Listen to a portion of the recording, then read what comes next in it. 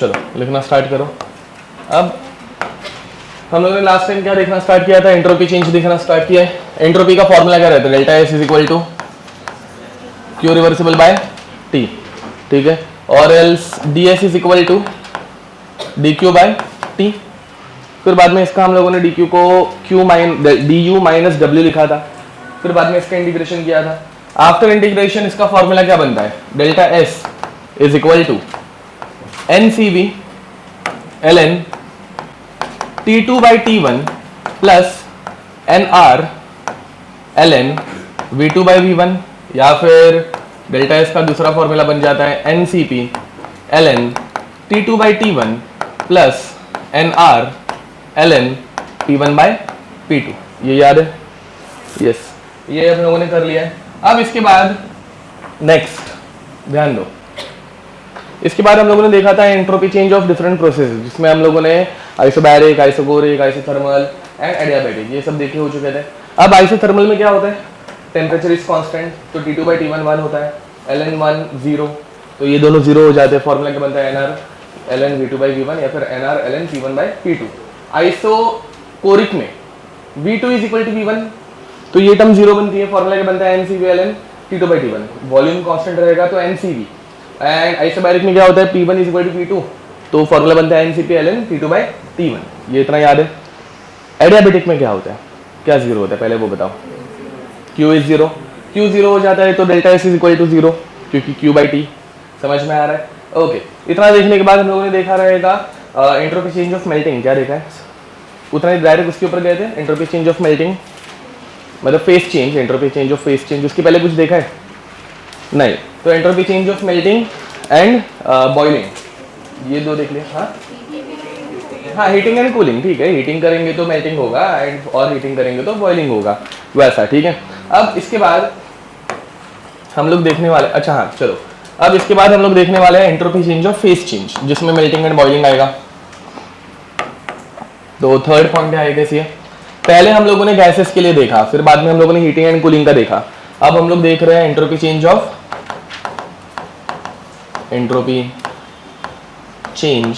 Of phase change. Okay, ये नहीं देखा है actually. Phase change, phase change कहां से कहां पे होता है, सॉलिड टू लिक्विड जा सकते हैं। सॉलिड टू लिक्विड जाने को क्या बोलते हैं, melting, also called as fusion, ठीक है। लिक्विड टू गैस जाने को क्या बोलते हैं, वेपराइजेशन बोलते हैं। गैस टू लिक्विड जाने को condensation, and liquid to solid जाने को फ्रीजिंग, सॉलिड टू गैस जाने को सब्लिमेशन। ये इतना सबको पता है? ओके, तो ध्यान दो, पहली बात, फेस चेंज कौन से हो सकते हैं, solid can be converted to liquid and liquid can be converted to gas, gas can be converted to liquid, liquid can be converted to solid and solid can be converted to gas. चलो फटफट वापस एक बार बताओ, वो fan of कर दोगे पीछे जाके, इधर दोनों एसीज नजदीक हैं, थैंक यू। ओके, अब यहाँ पे देखो, फर्स्ट वाले को क्या बोलते हैं, डेल्टा फ्यूजन, समझ में आ रहा है, डेल्टा एस ऑफ फ्यूजन। दूसरे वाले को क्या बोलेंगे, लिक्विड टू गैस को वेपराइजेशन, गैस टू लिक्विड को कंडेंसेशन, लिक्विड टू सॉलिड को फ्रीजिंग, बराबर, ये याद है। एंड फिर बाद में सॉलिड टू लिक्विड को सब्लिमेशन। ओके, इन सारे फेस चेंजेस के लिए कंडीशन थी जो तुम लोगों को याद रखने बोली थी। क्या कंडीशन रहती है, constant temperature and pressure, very nice. तो all this conditions are applicable only at constant temperature and pressure. समझ में आ रहा है, ये सारी प्रोसेस कांस्टेंट टेम्परेचर प्रेशर पे ही होने वाली है, ये कुछ याद है। Now what is the formula of delta S, delta S का फॉर्मूला क्या रहता है, हाँ, Q रिवर्सिबल बाय T। अब यहाँ पे हम लोगों ने क्या कंडीशन लगा दी है, constant temperature and pressure. Temperature तो पहले से चेंज नहीं हो रहा है, बट यहाँ पे अभी QP बन जाएगा। What is the meaning of QP, QP कह रहे हैं NCP डेल्टा T हो गया, और also called as NCP delta T is correct, which is equal to, हाँ, delta H, which is equal to delta H, याद है ये, QP is equal to delta H। तो delta S becomes delta H by T, समझे ये? अब तो ध्यान दो, अगर तुम लोगों को फ्यूजन पूछा तो फ्यूजन के लिए क्या हो जाएगा, delta S of fusion is equal to क्या होता है, डेल्टा एच ऑफ फ्यूजन। ये समझ में आ रहा है, वो क्यूपी है, क्यूपी डेल्टा एच बनता है, एंड फ्यूजन पे हम लोगों ने पहले से डेल्टा एच ऑफ फ्यूजन पढ़ा हुआ है, तो delta H of fusion upon temperature. अब ये कौन सा टेम्परेचर है, अरे कौन सी प्रोसेस हो रही है, फ्यूजन का, तो फ्यूजन मतलब क्या, also called as melting. Melting पे जो टेम्परेचर रहता है that temperature is called as, अरे substance melts at a certain temperature which is called as melting point. क्या बोलते हैं उसको, अरे कुछ समझ पा रहे हो? तो यहाँ पे ये टेम्परेचर कौन सा रहेगा, मेल्टिंग पॉइंट का रहेगा। या फिर तुम लोगों को दे दिया delta H of vaporisation, delta S of vaporisation, ठीक है, ये निकालने बोला है। तो डेल्टा एस ऑफ वेपराइजेशन कैसे निकाले, इसका फॉर्मूला क्या होगा, delta H of vaporisation upon temperature. अब वेपराइजेशन का टेम्परेचर, लिक्विड जब गैस में कन्वर्ट होता है that temperature is called as boiling point, बराबर। तो ये कौन सा टेम्परेचर है, बॉइलिंग पॉइंट का टेम्परेचर है, समझ पा रहे हो? या फिर फॉर क्या बोलते हैं उसको, कंडेंसेशन, ठीक है, delta H of condensation upon temperature ऐसे आएगा। कंडेंसेशन के लिए बता रहा हूं, गैस टू लिक्विड, गैस जब लिक्विड में कंडेंस होती है that temperature is called as, तो वो भी बॉइलिंग पॉइंट रहते हैं। क्या रहता है, मैं एक्सप्लेन कर रहा हूं, ध्यान दो। वाटर कौन सा टेम्परेचर पे बॉईल होता है, 100 डिग्री। तो 100 डिग्री पे लिक्विड वाटर गैस में कन्वर्ट होता है। अब मुझे वेपर्स को अगर कंडेंस करना है, उल्टा जाना है, तो वो कौन से टेम्परेचर पे कंडेंस मतलब लिक्विड में कन्वर्ट होंगी, 100 डिग्री पे ही होती है। समझ में आ रहा है, अंतर समझो। अगर 1 डिग्री कम है, 99 है, तो सिर्फ क्या रहेगा, लिक्विड रहेगा, पानी रहेगा। एंड अगर 1 डिग्री बढ़ा दिया, 101 कर दिया, तो सिर्फ क्या रहेगी, बट बीच वाले पे क्या रहता है, दोनों रहते हैं। ये समझ में आ रहा है कुछ? बॉइलिंग में हमेशा लिक्विड गैस में कन्वर्ट होता है। तुम लोगों ने पानी उबलते हुए देखा है, तो वहां पे सिर्फ गैस रहती है क्या, वहां पे पानी और वो गैस दोनों रहते हैं ना बे, समझ में आ रहा है? तो गैस लिक्विड में जाना और लिक्विड गैस में कन्वर्ट होना, दोनों के लिए टेम्परेचर क्या रहता है, सेम रहता है, ठीक है। And that temperature is called as boiling point. वैसे ही लिक्विड जब सॉलिड में कन्वर्ट होता है that temperature is called as freezing point. समझ में आ रहा है? एंड फ्रीजिंग पॉइंट ही क्या रहेगा अपना, क्योंकि देखो लिक्विड वाटर आइस में कब कन्वर्ट होता है, कौन सा टेम्परेचर पे होता है, 0 डिग्रीज पे। एंड आइस लिक्विड में मेल्ट भी कहाँ पे होता है, 0 डिग्रीज पे ही होता है। 1 डिग्री का ऊपर नीचे हो गया तो चेंज हो जाता है। ये कुछ समझ पा रहे हो, पक्का? ओके, तो लास्ट वाला फ्रीजिंग का खुद से लिख देना, delta H of freezing upon T, ठीक है, वे टेम्परेचर इज फ्रीजिंग पॉइंट और मेल्टिंग पॉइंट, ठीक है। तो यहाँ पे this temperature is boiling point, ठीक है, एंड लास्ट वाला टेम्परेचर उसको फ्रीजिंग पॉइंट भी बोल सकते हो या फिर मेल्टिंग पॉइंट भी बोल सकते हो, ठीक है। ये टर्म्स बहुत इंपॉर्टेंट है। इसमें एक क्वेश्चन ले रहा हूँ, ऐसे वाले बहुत सारे क्वेश्चन रिसेंट ईयर्स में आए हुए हैं, ठीक है, जेई में आए हुए हैं। तो question is delta S fusion of a solid is 300 joule पर केल्विन पर मोल। 1 मोल 1 डिग्री 300 जूल्स, ठीक है। And it's delta H of fusion is 57 kilo joule per mole. Find its melting point.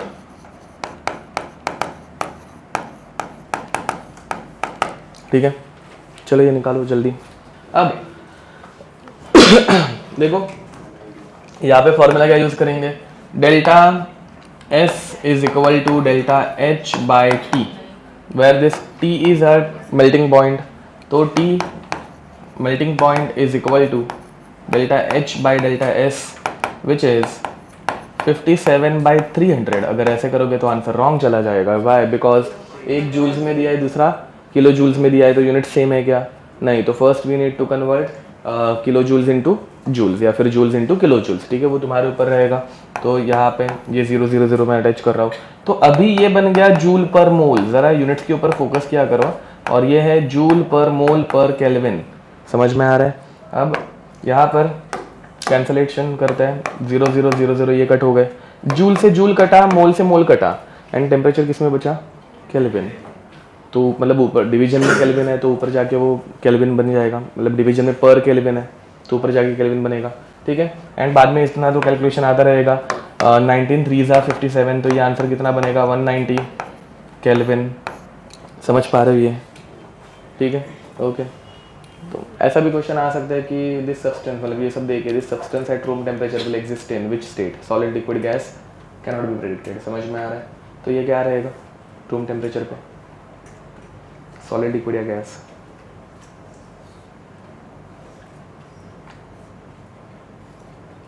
नहीं समझ में आ रहा है? ओके, इसका मेल्टिंग पॉइंट कितना है? 190। ओके, 190 मतलब कितने डिग्री सेल्सियस? -273 करते, इतना पता है। तो इसका आंसर जो भी आएगा वो माइनस में समथिंग आएगा, -73 83 -83 डिग्री सेल्सियस। तो ये -83 डिग्री सेल्सियस पे मेल्ट होता है।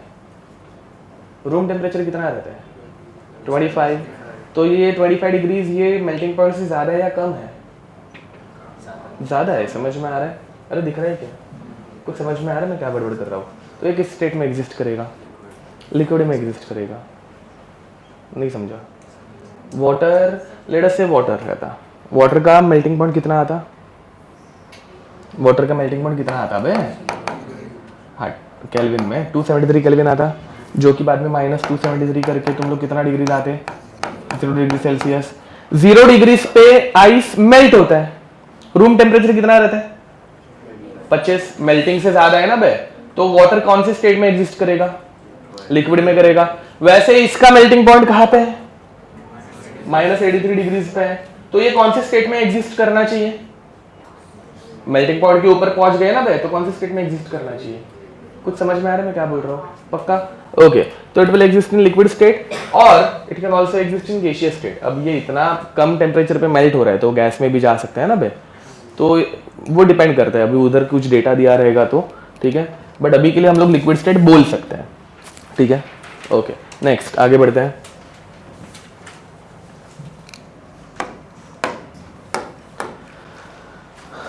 Entropy change of a chemical reaction.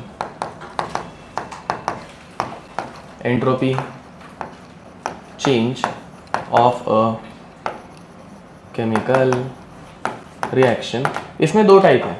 First, delta H of reaction is given, ठीक है। अब डेल्टा एच ऑफ रिएक्शन दिया रहेगा तो कोई दिक्कत ही नहीं है। यहाँ पे भी दो तरीके हो सकते हैं, ध्यान दो। A moles of A plus B moles of B giving us C moles of C plus D moles of D।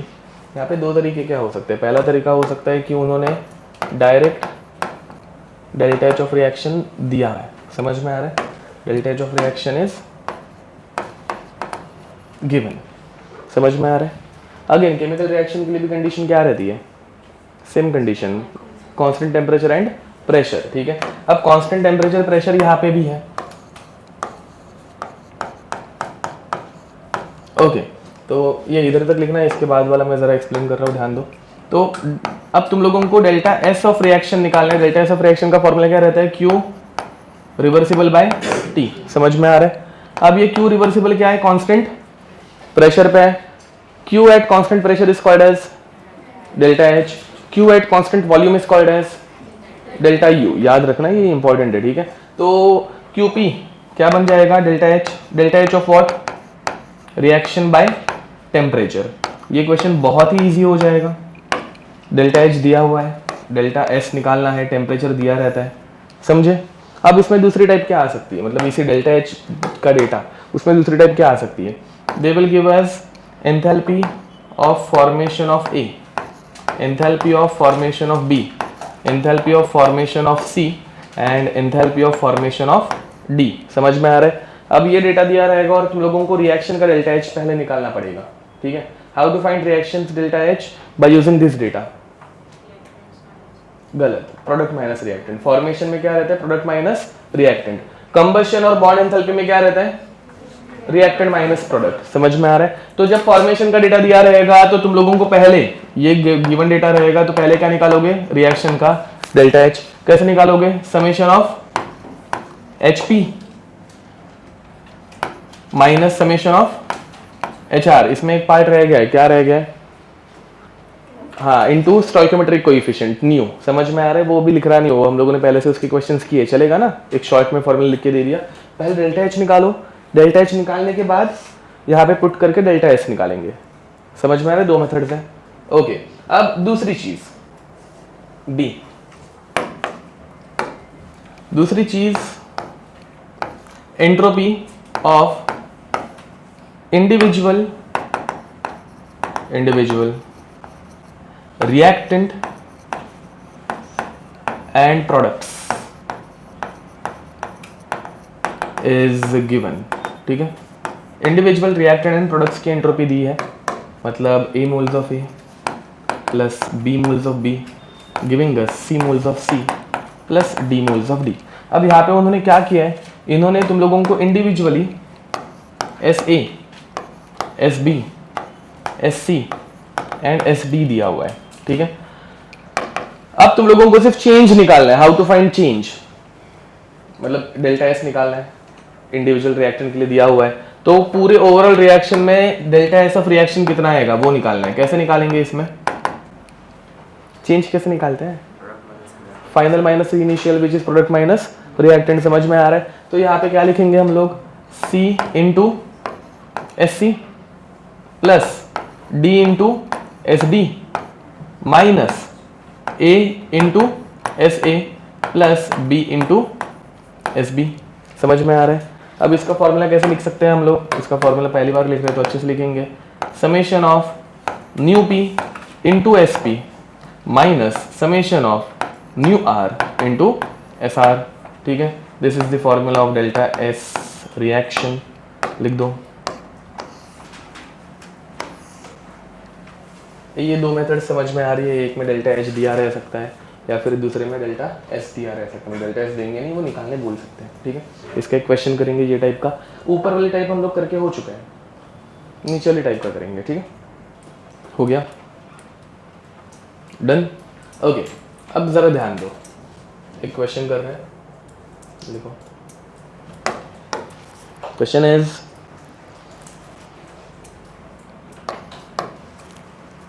into gas plus 2O2 gas giving us NO2 two times। ठीक है, in this reaction they have given that they were given a chart substance and उसके S की value SM। ये M बहुत सारी जगहों पे HM भी लिख के दिया जा सकता है। M मतलब मोलार, एक मोल के लिए। ठीक है, जिसका यूनिट है जूल पर मोल पर केल्विन। ठीक है, ओके। अब यहाँ पे सब्सटेंस कौन से हैं? N2O2 and NO2। ठीक है, for N2 they have given O2 they have given 180, N2 के लिए 180, O2 के लिए 220 एंड NO2 के लिए 240 जूल पर मोल पर केल्विन। ठीक है, they are asking find delta S of overall reaction. ठीक है, find delta S of reaction. चलो करो।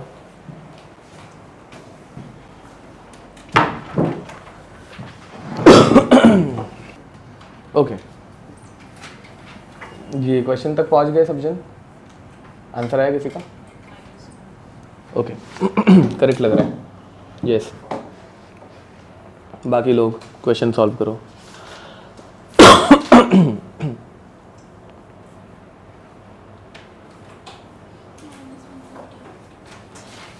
सिर्फ प्रोडक्ट माइनस रिएक्टेंट करना है, और किसी का आया आंसर?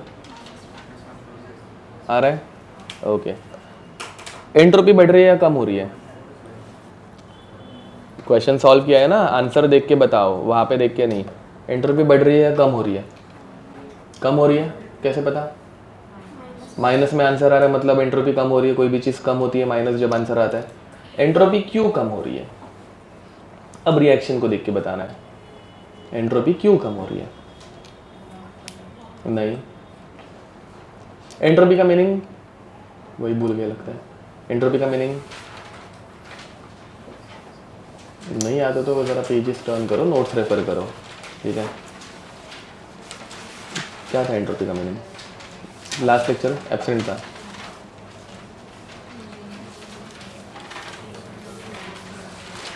हाँ, डिसऑर्डर। एंट्रोपी मतलब क्या रहता है? डिसऑर्डर। डिसऑर्डर मतलब रैंडमनेस। ओके, अब यहाँ पे डिसऑर्डर बढ़ रहा है या कम हो रहा है? क्यों? नहीं, मजा नहीं आ रहा है। और कुछ अच्छा एक्सप्लेनेशन? रिएक्शन को देखो और बताओ।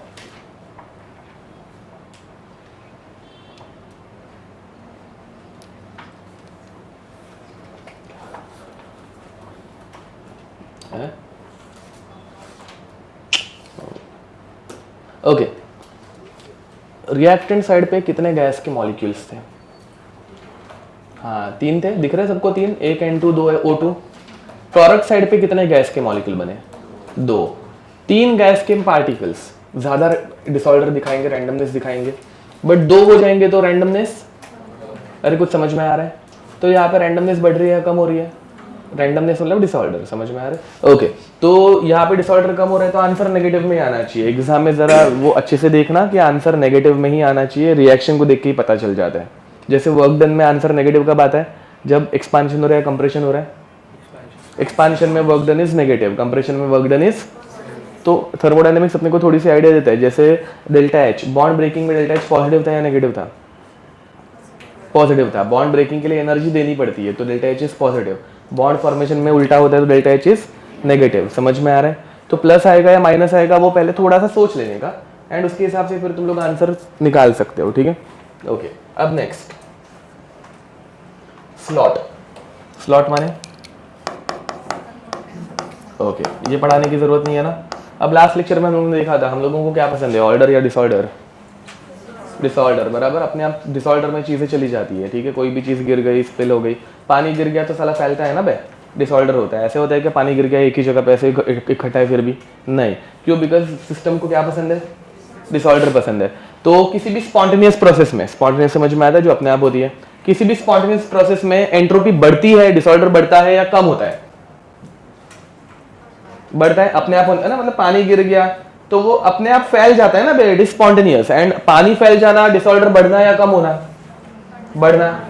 समझ में आ रहा है? तो for a spontaneous reaction entropy change is always positive. समझ में आ रहा है? पक्का? डिसऑर्डर बढ़ता है। ओके, स्लॉट थोड़ा सा अलग बोलता है। अभी हम लोगों ने जो पढ़ा वैसा ही है बट थोड़ा सा अलग है। लिखो जरा, the total entropy change, the total, total को डबल अंडरलाइन करना, the total entropy change, the total entropy change of a spontaneous process, of a spontaneous process, of a spontaneous process is always positive, is always positive. The total entropy change of a spontaneous process is always positive. Okay, तो इसमें हम लोगों ने अभी जो पढ़ा उससे क्या अलग बता रहा हूं मैं बताता हूँ। जिस चीज को डबल अंडरलाइन किया है, क्या है? टोटल, बराबर। What is the meaning of total entropy change? अब देखो, हम लोग थर्मोडायनेमिक्स में किसके बारे में पढ़ते हैं? Okay, change. Okay, good. एकदम फर्स्ट लेक्चर में हम लोगों ने देखा था कि हम लोग किसके ऊपर फोकस करते हैं। 3 चीजें रहती, सिस्टम के ऊपर फोकस करते हैं, ठीक है। 3 चीजें रहती है, एक रहता है सिस्टम, दूसरा रहता है surrounding, and system plus surrounding is called as universe. याद आ रहा है कुछ फर्स्ट लेक्चर? ओके, तो we are more concerned about system और सराउंडिंग। सिस्टम, समझ में आ रहा है? तो अपने को एंट्रोपी चेंज भी किसका निकालना है? सिस्टम का। बट ये स्लॉट क्या बता रहा है? Total entropy change. What is the meaning of total entropy change? Total का मीनिंग क्या होगा? System plus surrounding. समझ में आ रहा है? टोटल मतलब system plus surrounding which is universe, ठीक है। तो इफ रिएक्शन इज स्पॉन्टेनियस, ध्यान दो, तो डेल्टा एस टोटल, पहले इसका मीनिंग लिख देते हैं। डेल्टा एस टोटल क्या रहता है? Delta S of system plus delta S of, ये समझ में आ रहा है? Again we are more interested in system, ठीक है। अब यहां पर delta S total if it is positive, समझ में आ रहा है? देन द रिएक्शन इज, पढ़ो स्लॉट पढ़ो,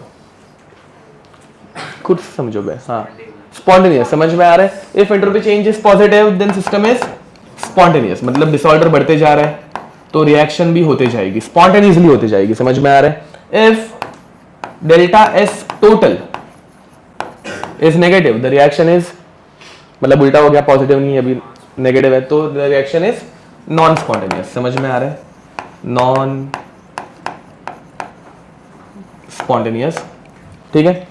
and if delta S total is equal to 0, मतलब डिसऑर्डर बढ़ रहा है क्या? नहीं बढ़ रहा है, तो रिएक्शन हो रही है क्या? नहीं हो रही है, बराबर? तो रिएक्शन एकदम ऐसे बैलेंस स्टेट में हो गई है, ठीक है? उस बैलेंस स्टेट को क्या बोलते हैं, कभी सुना है ऐसे? तो इट इज कॉल्ड एज, हाँ, it is called as equilibrium. क्या बोलते हैं उसको? इक्विलिब्रियम। अब इक्विलिब्रियम इसके बाद ही हम लोग पढ़ेंगे नेक्स्ट चैप्टर वैसे तो, बट इक्विलिब्रियम में होता क्या है ध्यान दो।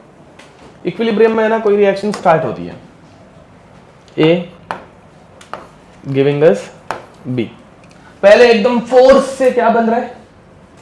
बी बनते जा रहा है। अब इक्विलिब्रियम की सारी रिएक्शन, पहली बात मतलब क्या रहती है? रिवर्सिबल रहती है, समझ में आ रहा है? बट बिगिनिंग में सिर्फ क्या प्रेजेंट था? बी प्रेजेंट है क्या? तो पूरे ताकत से क्या बनेगा? बी बनेगा। बट बिगिनिंग में बी था क्या? तो ए बन सकता है क्या? तो इनिशियली सिर्फ कौन सी रिएक्शन हो रही है? आगे वाली फॉरवर्ड रिएक्शन। तो फॉरवर्ड रिएक्शन होते जा रही है, होते जा रही है। अब ये फॉरवर्ड रिएक्शन जब होगी तो डेल्टा एस इज पॉजिटिव और नेगेटिव? अरे अपने आप हो रही है ना, हो रिएक्शन अगर हो रही है मतलब स्पॉन्टेनियस हो रही है, तो डेल्टा एस इज पॉजिटिव। फिर ये जैसे जैसे ए, अब जैसे जैसे रिएक्शन होगी ए बढ़ते जाएगा या कम होते जाएगा? ए कम होते जा रहा है, रिएक्शन की स्पीड बढ़ेगी या कम होगी? कम होगी ना भाई, आगे जाने वाली रिएक्शन की स्पीड कम होते जाएगी, समझ में आ रहा है? तो इसकी प्लस वैल्यू बढ़ते जा रही है, कम होते जा रही है? कम होते जा रही है, समझ में आ रहा है? और ये प्लस वैल्यू कम होते होते होते होते किसकी तरफ जा रही है? जीरो की तरफ जा रही है, ठीक है? अब ध्यान से सुनो, इनिशियली बी था क्या? बट धीरे धीरे बी क्या होते जा रहा है? बनते जा रहा है। अब बढ़ते जाएगा तो धीरे धीरे बी भी वापस पीछे जाना स्टार्ट करेगा, because this reaction is reversible. तो एक पॉइंट पे देखो, ऐसे ही ये आगे आगे जाते रह रहे हैं, मतलब बी बनते जा रहे हैं, और वैसे ही बी वापस पीछे पीछे आना स्टार्ट हो रहा है, समझ में आ रहा है? एक पॉइंट आएगा जब क्या आएगा? अब इक्विलिब्रियम पे क्या होता है? एक एक कन्वर्ट हो गया, एंड उसी टाइम पे एक बी कन्वर्ट हो गया, ये समझ में आ रहा है? तो ए बी में जाएगा, डिसऑर्डर बढ़ेगा, बट वापस बी ए में आ गया, डिसऑर्डर कम हो गया, बढ़ रहा है कम हो रहा है, बढ़ रहा है कम हो रहा है, मतलब डिसऑर्डर चेंज हो रहा है क्या? तो इसका मतलब क्या हो गया? डिसऑर्डर बढ़ रहा ही नहीं है, तो उसका मीनिंग क्या रहता है? Delta S is equal to A. Equilibrium का मीनिंग समझ में आ रहा है? अब मेरा क्वेश्चन ध्यान से सुनो, इक्विलिब्रियम पे रिएक्शन रुक जाती है, ट्रू और फॉल्स? फॉल्स। इक्विलिब्रियम पे रिएक्शन कंटिन्यूअसली हो रही है, ए बी में जा रहे हैं, बट उसी टाइम पे बी, अरे समझ में आ रही है? ये पूरा अगला चैप्टर हम लोग आराम से पढ़ेंगे, बट इक्विलिब्रियम पे रिएक्शन रुकती है क्या? नहीं। इतना समझ में आ गया? वो हो रही है, डिसऑर्डर बट बढ़ रहा है क्या? नहीं बढ़ रहा है, बिकॉज वही आगे पीछे आगे पीछे आगे पीछे, ठीक है? अब नेक्स्ट दूसरी चीज, let us learn about non spontaneous reaction. Non spontaneous reaction का अच्छे से देखो। नॉन स्पॉन्टेनियस रिएक्शन एक दे रहा हूं, NaCl प्लस H2O। बताओ भाई, NaCl और H2O दोनों कंबाइन होकर क्या बना सकते हैं? Na प्लस Cl माइनस नहीं है, वो होता है, बराबर है। क्या दूसरा क्या बना सकते हैं? तो they can form HCl and NaOH। जिसको नहीं समझ में आ रहा है, water can be written as HOH। HCl के साथ गया, NaOH के साथ गया, HCl प्लस NaOH बन सकता है? बन सकता है, बट बनता है क्या? तुम लोगों के घर पे नमक है, NaCl, पानी है, मिक्स करते हो तो मिलता है कि भाई HCl और NaOH? नहीं मिलता। मतलब ये रिएक्शन इज स्पॉन्टेनियस और नॉन स्पॉन्टेनियस? तो this reaction is non spontaneous, so for this reaction delta S is positive और नेगेटिव, समझ में आ रहा है? बट अगर मैं इसकी उल्टी रिएक्शन करूं, HCl plus NaOH giving us NaCl plus H2O, ये होती है क्या? होती है, पक्का पता है तुम लोगों को? ओके, तो नॉन स्पॉन्टेनियस रिएक्शन उस डायरेक्शन में नॉन स्पॉन्टेनियस है, बट इसके उल्टे डायरेक्शन में, समझ में आ रहा है? पक्का? तो याद रखना, non spontaneous reaction is spontaneous in reverse direction, ठीक है? Is spontaneous in reverse direction. Okay, ये लिख दो, फिर आगे बढ़ते हैं। इधर तो कोई भी दिक्कत? कौन सा वाला? रिवर्स वाला ना? हाँ, हमेशा। डन। आगे बढ़े। नेक्स्ट, अब लिखो कंपैरिजन ऑफ एंट्रोपी।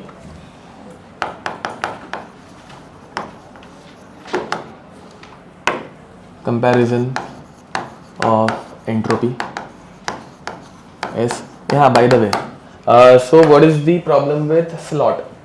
स्लॉट की प्रॉब्लम क्या है? टोटल एंट्रोपी चेंज बताने पड़ता है, बट हम लोगों को किस में इंटरेस्ट रहता है? सिस्टम में रहता है। समझ में आ रहा है? तो ये प्रॉब्लम स्लॉट की है। स्लॉट में हम लोग स्पॉन्टेनिटी ढूंढ सकते हैं, बट उसके लिए हम लोगों को सिस्टम एंड सराउंडिंग दोनों के बारे में सोचना पड़ता है। ठीक है, ओके, ये प्रॉब्लम है, याद रखना। आगे जाके हम लोग इसका सोल्यूशन भी निकालेंगे। First let us complete comparison of entropy. ठीक है, अब ये ऐसे घटिया से क्वेश्चन आते हैं, बहुत सारे आते हैं, सीईटी लेवल पे तो बहुत सारे हैं। ठीक है, हाँ, और आज घर पे जाके सीईटी के सारे क्वेश्चन तुम लोगों के हो जाने चाहिए। आज मतलब आज लास्ट लेक्चर है, फिर बाद में कल तो छुट्टी रहेगी। नेक्स्ट लेक्चर तक तुम लोगों के सारे सीईटी के क्वेश्चन हो जाने चाहिए। तो कुछ 200 क्वेश्चन है, दिन के 25 का टारगेट रखो। और सीईटी के क्वेश्चन बहुत घटिया है, मतलब तुम लोगों ने सॉल्व किए रहेंगे ना अभी तक थोड़े से। तो होमवर्क में दिया ही नहीं है क्या? कभी दिया था? हाँ, तो थोड़े बहुत तो किए रहेंगे ना, देखे हैं ना, मतलब सिंपल है, इतने कुछ डिफिकल्ट नहीं है। जो भी बच गए सारे के सारे, कुछ 200 है, वो सारे के सारे मैं नेक्स्ट लेक्चर में देखूंगा। ओके, कंपैरिजन ऑफ एंट्रोपी, ऐसे भी क्वेश्चंस बहुत सारे मिलेंगे। ठीक है, तो फर्स्ट कंपैरिजन लोग देख रहे हैं for heating and cooling. First is for heating and cooling. ठीक है, चलो बताओ, अगर मैं किसी चीज़ को हीट करूँगा, हीटिंग में चीज़ों का डिसऑर्डर बढ़ेगा या कम होगा? बढ़ेगा। ये समझ में आ रहा है? लिक्विड को मतलब वाटर को हीट करते तो वेपराइज होना स्टार्ट होता है, गैस में जाता है, गैस का डिसऑर्डर क्या रहता है? ज़्यादा रहता है। ठीक है, बढ़ेगा तो एंट्रोपी इंक्रीजेस। समझ में आ रहा है? ओके, एंट्रोपी बढ़ेगा मतलब डेल्टा एस इज पॉजिटिव और नेगेटिव? पॉजिटिव। अगेन हाँ, अभी एक कन्फ्यूजन हो सकता है, वो कन्फ्यूजन मत होने देना। अब यहाँ पे मैंने डेल्टा एस सिर्फ लिखा है, सिर्फ डेल्टा एस लिखा है, मतलब वो टोटल है कि सिस्टम है? सिस्टम है। अभी तक हम लोग सिर्फ सिस्टम की बात कर रहे थे ना बे, तो उसके आगे कुछ लिख रहे थे क्या? नहीं। बट जब मुझे टोटल लिखना हो तो मैं नीचे टोटल या फिर टी लिखूंगा, ये कंफ्यूजन मत करना। ठीक है, एग्जामिनर भी वही करता है, टी या फिर टोटल लिख के देगा, तो वैसा लिखा होगा तो सिस्टम प्लस सराउंडिंग, बट कुछ नहीं लिखा है तो इसका मतलब क्या है? सिर्फ। ठीक है, ओके। अब कूलिंग, अब मैं किसी चीज को अगर कूल डाउन कर रहा हूं, जैसे वाटर को मैंने कूल किया तो वो आइस में कन्वर्ट हो जाता है। आइस का डिसऑर्डर ज्यादा रहता है कम रहता है? कम रहता है। ठीक है, तो यहाँ पे एंट्रोपी क्या होती है? बढ़ती है या कम होती है? कम होती है। Entropy decreases, delta S is negative. ठीक है, नेक्स्ट, फिर बाद में फॉर आइडियल गैस या फिर फॉर गैसेस। अब गैसेस के लिए हम लोग क्या कर सकते हैं? गैस में क्या चेंज ला सकते हैं? गैस को हम लोग कंप्रेस कर सकते हैं या फिर गैस को हम लोग एक्सपांड कर सकते हैं। ठीक है, okay. Now in case of compression, ध्यान दो, गैस पहले बड़े कंटेनर में थी, डिसऑर्डर क्या रहेगा? ज्यादा या कम? अब मैंने उसको कंप्रेस कर दिया, छोटे कंटेनर में डाल दिया, डिसऑर्डर बढ़ेगा या कम होगा? कम होगा ना। अभी स्पेस ही कम मिल रही है उसको, मतलब मूव करने के लिए, मूवमेंट के लिए स्पेस कम मिल रही है, तो एंट्रोपी बढ़ेगी या कम होगी? कम होगी। तो इन कंप्रेशन एंट्रोपी डिक्रीजेस। ठीक है, या फिर डेल्टा एस इज पॉजिटिव और negative? Negative. And in expansion बड़ा कंटेनर मिलेगा, ज्यादा डिसऑर्डर रहेगा, entropy increases and delta S is positive. समझ में आ रहा है? ठीक है, नेक्स्ट, फेस चेंज, ये तुम लोग बताओ। Third,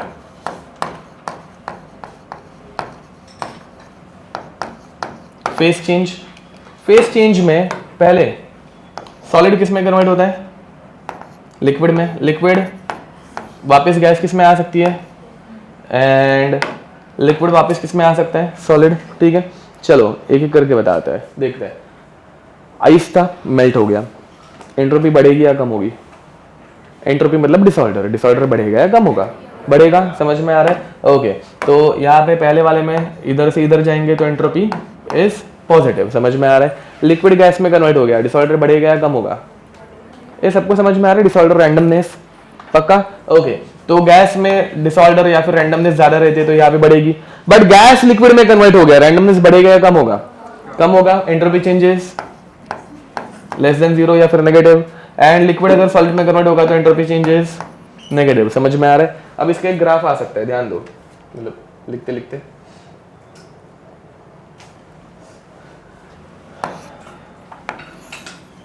graph of entropy versus temperature, ठीक है। चलो, when temperature is very low entropy is very low, ठीक है। एक्चुअली ये जीरो रहता है, ठीक है। टेम्परेचर बहुत कम रहेगा तो एंट्रोपी कितनी रहती है, ये हम लोग आगे पढ़ेंगे, इसको थर्ड लॉ ऑफ थर्मोडायनेमिक्स भी बोलते हैं, वो बाद में, ठीक है। अब टेम्परेचर बढ़ाते जा रहा हूँ, हीटिंग कर रहा हूँ, हीटिंग में एंट्रोपी बढ़ती है या कम होती है, बढ़ती है, ओके। बहुत कम टेम्परेचर पे क्या रहेगा, solid liquid gas, solid, okay. अब सॉलिड को मैंने हीट करना हीट करना स्टार्ट किया, हीटिंग की वजह से एंट्रोपी बढ़ते गई, समझ में आ रहा है। एक पॉइंट पे entropy all of a sudden shoot करती है, क्यों, फेस चेंज। अब इस पॉइंट पे क्या होता है, सॉलिड लिक्विड में कन्वर्ट हो गया, तो सॉलिड जब लिक्विड में कन्वर्ट होगा तो लिक्विड की एंट्रोपी बहुत बढ़ जाएगी, तो ये शूट समझ में आ रहा है, okay. The temperature where entropy suddenly rises is called as, इस टेम्परेचर को क्या बोलेंगे, मेल्टिंग पॉइंट, जहां पे सॉलिड लिक्विड में कन्वर्ट हो रहा है। तो ये हो गया तुम लोगों का टी, मेल्टिंग पॉइंट। यहाँ पे पहले सिर्फ सॉलिड था एंड यहाँ पे क्या है, ये जब बढ़ रहा है अचानक से तब सॉलिड इज कन्वर्टिंग इनटू, इस टेम्परेचर के बाद ध्यान दो, मेल्टिंग पॉइंट पे सॉलिड लिक्विड दोनों रहते हैं, मैं मतलब 2-4 लेक्चर से बता रहा हूँ, याद दिला रहा हूँ, ठीक है। तो यहाँ पे ये दोनों है मेल्टिंग पॉइंट पे। अब मेल्टिंग पॉइंट के आगे जाएंगे तो क्या रहेगा, सिर्फ लिक्विड रहेगा, टेम्परेचर और बढ़ा रहा है। तो अब इसके आगे सिर्फ लिक्विड है एंड लिक्विड को भी हीट कर रहा हूं, लिक्विड को हीट करूंगा तो एंट्रोपी बढ़ते जाएगी, तो बढ़ते गई बढ़ते गई बढ़ते गई, एक पॉइंट पे वापस all of a sudden shoot हो गई, बहुत ज्यादा शूट हो गई, पहले से मतलब बहुत ज्यादा, क्यों, बॉइलिंग पॉइंट आ गया, गैस में कन्वर्ट हो रहा है, ठीक है। एंड फिर बाद में गैस को भी हीट करेंगे तो गैस की एंट्रोपी क्या होती जाएगी, बढ़ती जाएगी, ओके। तो the temperature at which this second change is observed is called as boiling point. And यहाँ पे सिर्फ लिक्विड था, यहाँ पे क्या होगा, लिक्विड एंड गैस दोनों, एंड इस टेम्परेचर के बाद सिर्फ और सिर्फ, ये समझ पा रहे हो, ओके, लिख दो यहाँ पे, लिखो भाई, केमिकल रिएक्शन में अभी जो किया था वैसे ही कर रहे हैं, ठीक है। अगर नंबर ऑफ मोल्स बढ़े तो delta S is positive, number of moles अगर कम हुए तो डेल्टा एस इज नेगेटिव, ठीक है। नंबर ऑफ मोल्स कैसे कैलकुलेट करते हैं, by calculating delta N G. If delta N G is positive, मतलब डेल्टा एन जी मतलब change in number of moles is positive, मतलब नंबर ऑफ मोल्स क्या हो रहे हैं, बढ़ रहे हैं या कम हो रहे हैं, बढ़ रहे हैं। नंबर ऑफ मोल्स बढ़ेंगे तो delta S is positive. Number of moles अगर कम हो गए तो delta S is negative. Number of moles अगर जीरो रह रहा है तो delta S is also equal to zero. ये पूरी तरीके से करेक्ट नहीं है, डेल्टा एस इज जीरो, ठीक है। तो ये जनरली ऐसे पूछा भी नहीं जाता, ठीक है। ये क्यों करेक्ट नहीं है वो हम लोग बाद में देखेंगे। नेक्स्ट, अब देखो ध्यान दो,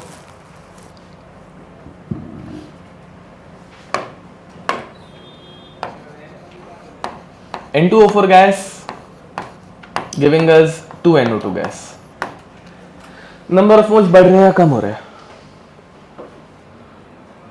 बढ़ रहे हैं, एक गैस दो गैस में कन्वर्ट हो रही है, नंबर ऑफ मोल्स गैस के बढ़ गए, एंट्रोपी चेंज पॉजिटिव और नेगेटिव, समझ में आ रहा है। दूसरा question, PCl3 gas plus Cl2 gas giving us PCl5 gas, number of moles बढ़े या कम हुए, कम हो गए, डेल्टा एस इज पॉजिटिव और negative, negative, okay. Next, CaCO3 solid giving us CaO solid plus CO2 gas, number of moles बढ़ रहे हैं या कम हो रहे हैं, बढ़ रहे हैं। व्हाट इज द, हाँ चलो मुझे बताओ जरा, यहाँ पे हेल्प करो, product minus reactant, product side पे कितने मोल्स हैं, 1, वेरी नाइस। हाँ, अगर यहाँ पे तुम लोगों ने 2 लिख दिया तो आंसर गलत है, मतलब ये इस क्वेश्चन में तुम लोग कैसे भी सॉल्व करो आंसर 1 ही आएगा, ठीक है। मतलब 2 - 1 करो आंसर 1 है, 1 - 0 करो आंसर 1 है, बट यहाँ पे एक्चुअली डेल्टा एन निकालते वक्त 1 - 0 लिखना है। 1 क्यों भाई यहाँ पे, हाँ ये Ng रहता है, G फॉर गैस, समझ में आ रहा है। तो यहाँ पे गैस का 1 मोल है और वहाँ पे 1 भी नहीं है, तो 1 - 0 which is equal to 1। Number of moles क्या हो गए, बढ़ गए, नंबर ऑफ मोल्स बढ़ गए तो डिसऑर्डर भी बढ़ गया, ठीक है। And last, H2 + I2, H2 gas plus I2 gas giving us 2HI gas. Number of moles बढ़ रहा है कम हो रहा है? सेम है, डेल्टा एन जी जीरो दिख रहा है। If delta N G zero तो entropy change is also zero, ठीक है। एक्चुअली यहाँ पे बट पूरा जीरो नहीं रहता, ठीक है, थोड़ी सी एंट्रोपी रहती है। वो क्यों रहती है अभी हम लोग इसके बाद वाले में देखने वाले, ये 4th पॉइंट अभी 5th पॉइंट देखेंगे, ठीक है। Okay, next 5th, number of moles of gases. 5th, number of moles of gases. तुम्हारे पास O2 है, दो अलग अलग कंटेनर में, सेम कंटेनर, दो अलग अलग, मतलब सेम वॉल्यूम, बट एक के अंदर 1 मोल O2 है, दूसरे के अंदर 2 मोल O2 है। किसका डिसऑर्डर ज्यादा रहेगा, 1 मोल O2 या 2 मोल O2? 2 मोल का, क्योंकि 2 मोल गैस मतलब ज्यादा, एक गैस का मॉलिक्यूल है, ऐसे ऐसे ही हिलेगा, 2 गैस मॉलिक्यूल ऐसे ही, समझ में आ रहा है? तो किसका डिसऑर्डर ज्यादा रहेगा, 2 मोल का, ठीक है। अब दूसरा atomicity, 6 atomicity. Now in case of atomicity N2 plus O2, sorry N2 plus O2 क्या, O2 एक है एंड O3 एक है, दोनों के नंबर ऑफ मोल सेम है, समझ में आ रहा है? इसका 1 मोल, इसका 1 मोल, दोनों के नंबर ऑफ मोल सेम है, कौन ज्यादा रैंडमनेस दिखाएगा, 1 मोल O2 या 1 मोल O3? O3, क्योंकि उसमें 3 एटम्स है। तो ध्यान दो, एक पेन में देखो, O2 तो ऐसे ही है ना, 2 एटम्स, वो 2 एटम्स ऐसे ही, समझ में आ रहा है? आगे पीछे ऊपर गोल गोल घूम लिया, कुछ तो किया। इसमें 3 है, ऐसे दिखता है। इसमें और एक मूवमेंट आ सकती है, ऐसे, इसे क्या बोलने का, वाइब्रेशन। अरे वाइब्रेशन है बे, नहीं समझ में आता सालों। ओके, ये ऐसे अंदर बाहर समझ में आ रहा है, कैची जैसा हो रहा है, तो इसको क्या बोलते हैं, वाइब्रेशन। तो ये ऐसे वाइब्रेट भी हो सकता है ना वैसे, समझ में आ रहा है? बॉन्ड जैसे इलास्टिक रहते हैं, तो उसमें और एक मोशन आता है, प्लस उसके साथ ये ऐसे गोल गोल घूम सकता है, कुछ भी कर सकता है, एंड ये तीनों आइटम एक दूसरे के साथ इंटरेक्ट कर रहा है, एक्सपांड वाइब्रेट ऐसे हो रहा है, ठीक है, वैसा। तो जिसमें ज्यादा आइटम्स रहते हैं उसका डिसऑर्डर भी हमेशा ज्यादा रहता है, ठीक है, समझ पा रहे हो? एंड लास्ट 6, 7, मोलार मास, ठीक है, molar mass. Now in case of molar mass ध्यान दो, N2 एंड O2 दोनों का 1-1 मोल है। अब दोनों की एटॉमिसिटी कितनी है, N2 में कितने एटम्स है, 2 है, O2 में कितने हैं, 2 ही है, तो दोनों की एटॉमिसिटी भी सेम, दोनों के नंबर ऑफ मोल्स भी सेम। अब क्या कंपेयर करें, मोलार मास, समझ में आ रहा है? Molar mass is directly proportional to entropy, याद रखना, ठीक है। तो किसकी एंट्रोपी ज्यादा रहेगी, O2 की या N2 की? O2 की। अब इसका रीजन एकदम सिंपल है, नाइट्रोजन में कितने इलेक्ट्रॉन रहते हैं, 7, O2 में, तो किसका रैंडमनेस ज्यादा होगा, 7 इलेक्ट्रॉन का या 8 इलेक्ट्रॉन? समझ में आ रहा है?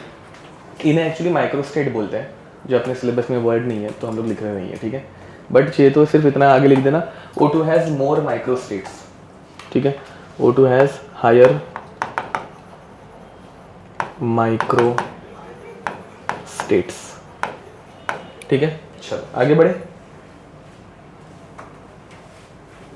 इधर तो कोई दिक्कत?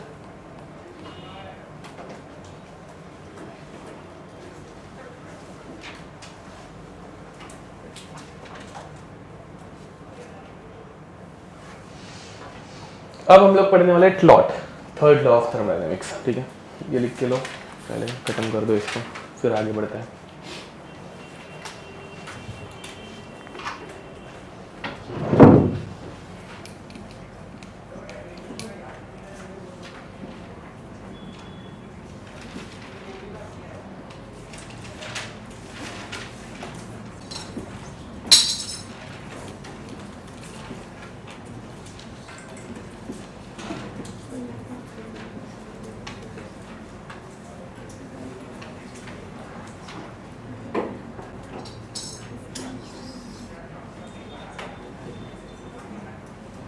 हो गया?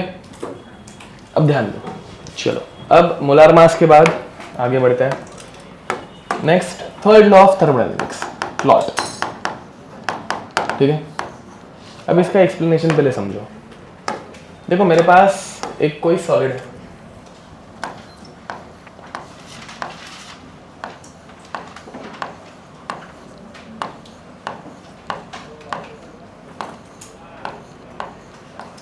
What is the entropy of solid? Solid की एंट्रोपी जीरो रहती है क्या? नहीं नहीं नहीं, सॉलिड में भी कुछ तो डिसऑर्डर रहता है। अब डिसऑर्डर क्या रहता है बताओ? सॉलिड के एटम्स, इनमें भी डिसऑर्डर है क्या? वो भी है बट उससे ज़्यादा कुछ बड़ा, वाइब्रेशनल मोड्स, ठीक है। सॉलिड्स एक जगह पे ऐसे बैठे हुए रहते हैं, सॉलिड के आइटम्स वो कंटिन्यूसली वाइब्रेट होते हैं। ऐसे बचपन में सीखा होगा तुम लोगों ने कि सॉलिड्स में भी आइटम्स जो रहते हैं वो कंटिन्यूसली क्या होते रहते हैं? वाइब्रेट। समझ में आ रहा है? अब यहाँ पे इसमें कुछ तो डिसऑर्डर है, let us call it x, ठीक है। अब मैंने इसको ठंडा करना स्टार्ट किया, ठीक है, टेम्परेचर को कम करना स्टार्ट किया, एंट्रोपी बढ़ेगी या कम होगी? अरे बोलो, कूल करने से एंट्रोपी बढ़ती है या कम होती है? पता है? ओके, तो उसमें कूल करना मतलब हम लोग उसमें से एनर्जी निकालते जा रहे हैं ना बे, निकालते जाएंगे तो उसके वाइब्रेशंस भी कम होते जाएंगे, तो ये धीरे धीरे क्या होते जाएगा? एंट्रोपी इसकी कम होते जाएगी। अब मैंने इसको और कूल डाउन किया और टेम्परेचर कम किया, एंट्रोपी और क्या होगी? बढ़ेगी या कम होगी? कम होगी। ओके, मैंने इसको बहुत ही ज्यादा कूल डाउन किया भाई, एकदम कम टेम्परेचर। लोएस्ट टेम्परेचर कितना रहता है? लोएस्ट टेम्परेचर कितना रहता है? हाँ,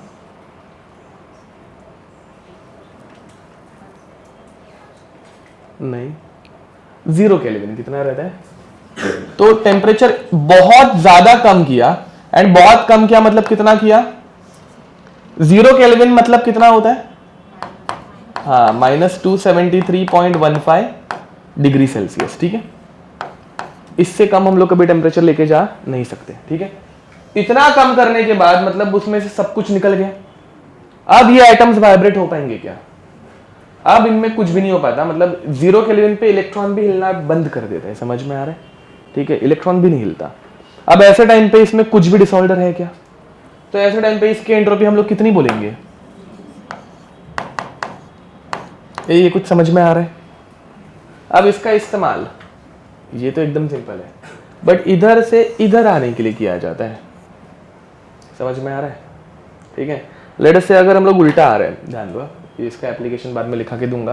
लेट अस से हम लोग इधर से ऐसे इधर उल्टा आए, तो एंट्रोपी चेंज कितना होगा? Delta S is equal to S2 minus S1। S2 कितना है? x है। S1 कितना है? 0 है। तो this is our delta S. तो delta S is equal to X which is nothing but S2। कुछ समझ में आ रहा है? ये मतलब ये निकाल के क्या मिला? ओके, तुम लोगों ने अभी तक कोई सवाल भी नहीं पूछा कि कुछ नहीं, बट देखो हम लोगों ने ना कभी भी सिर्फ H लिखा क्या? हम लोगों ने कभी भी सिर्फ U लिखा क्या? हम लोग ये ढूंढ ही नहीं सकते ऐसे लिखा था, याद है कुछ? बट एंट्रोपी हम लोग सिर्फ S निकाल सकते हैं।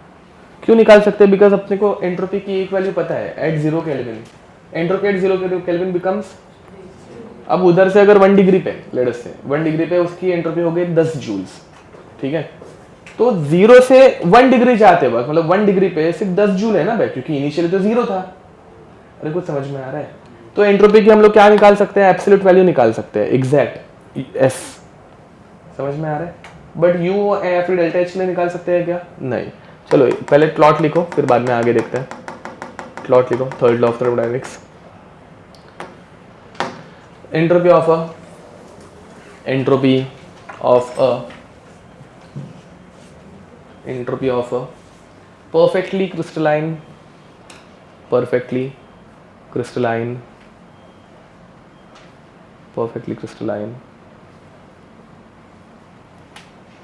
substance at 0 Kelvin, ब्रैकेट में लिखना एब्सोल्यूट 0 केल्विन को ही बोला जाता है absolute 0। At 0 kelvin becomes 0, becomes 0, ठीक है। उसमें परफेक्टली क्रिस्टलाइन जो है ना उसको डबल अंडरलाइन करके रखना, वो वर्ड इंपॉर्टेंट है, ठीक है। इसका मैथमेटिकल एक्सप्रेशन ऐसे रहता है, देखो हम लोग 0 केल्विन कभी अचीव नहीं कर सकते, ये पॉसिबल ही नहीं है उधर तक पहुंचना, ठीक है, ये हाइपोथेटिकल है। तो हम लोग इसको ऐसे लिखते हैं, लिमिट टेम्परेचर टेंडिंग टूवर्ड्स 0, हम लोग 0 की तरफ क्लोज जा सकते हैं, बट एग्जैक्ट 0 जा सकते हैं क्या? नहीं। इसमें जो एंट्रोपी की वैल्यू रहती है वो क्या बन जाती है? 0।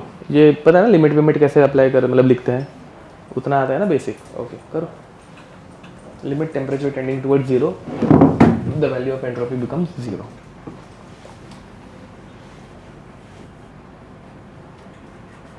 चलो अब देखो, इसमें ही एक कंसेप्ट ऐसा भी है, हाँ, और एक चीज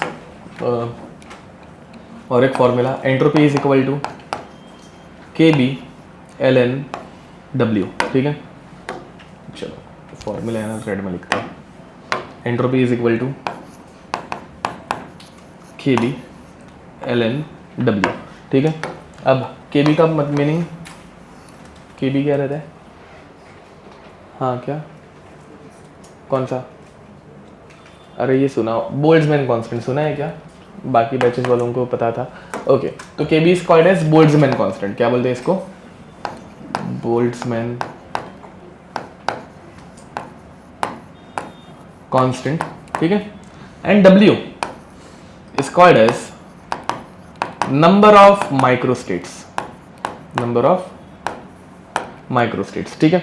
now what is the meaning of microstate? ध्यान दो, माइक्रोस्टेट का मीनिंग मैंने थोड़ी देर पहले बताया था, वो क्या बताता है? इलेक्ट्रॉन्स की पोजीशन बताता है, ठीक है। अब देखो, अगर लेट से मेरे पास 2p2 है, तो इसमें बहुत सारी माइक्रोस्टेट्स पॉसिबल रहती है, 1 2 1 2 1 2 1 2, ये तुम लोग मैथ्स में सीखे रहोगे ना बे, 1 2 1 2, ये समझ में आ रहा है? कुछ दिख रहे माइक्रोस्टेट्स, इलेक्ट्रॉन्स पढ़ा है ना मैं 2p2। अब p ऑर्बिटल में कितने पॉसिबिलिटीज है? 3 है, 3 में 2 इलेक्ट्रॉन फिल कर रहे हैं, तो इसको हम लोग ऐसे 6 तरीके से फिल कर सकते हैं, समझ पा रहे हो? पक्का? ओके, तो यहाँ पे नंबर ऑफ माइक्रोस्टेट्स कितने हो गए? कितने पॉसिबिलिटीज है? 6, समझ में आ रहा है? तो यहाँ पे नंबर ऑफ माइक्रोस्टेट्स बन जाते हैं 6, बट एट एब्सोल्यूट 0। अभी देखो, मतलब समझो, ये इलेक्ट्रॉन यहाँ से इधर जंप कर सकता है क्योंकि सेम एनर्जी है ना, पे कुछ फर्क पड़ने वाला है कि इधर से इधर गया तो नहीं। तो नॉर्मल टेम्परेचर पे ये पॉसिबल है कि नहीं है, बट 0 केल्विन पे ये एक बार इधर है, अब इधर थोड़ी भी एनर्जी है क्या? कुछ भी, तो ये इधर से इधर भी हिल सकता है क्या? ये फ्रीज हो गया है, समझ में आ रहा है? तो at absolute 0 what is the value of number of microstates? Total 6 है, पकड़ लो, बट उसमें से अभी एब्सोल्यूट 0 पे कितनी होगी? हाँ 1 ही होगी, ये 1 है तो ये 1 ही है, फ्रीज हो गया है, समझ में आ रहा है? तो at absolute 0 number of microstate becomes 1, log of 1 0, last lecture में बताया था, log of 1 is 0, 0 into KB 0, entropy become 0। अरे समझे? तो चाहिए तो इधर नीचे लिख देना, at 0 kelvin, at T is equal to 0, W is equal to 1, number of microstates is 1, ठीक है। अब इसमें हम लोग पढ़ने वाले रेसिडुअल एंट्रोपी। देखो, residual entropy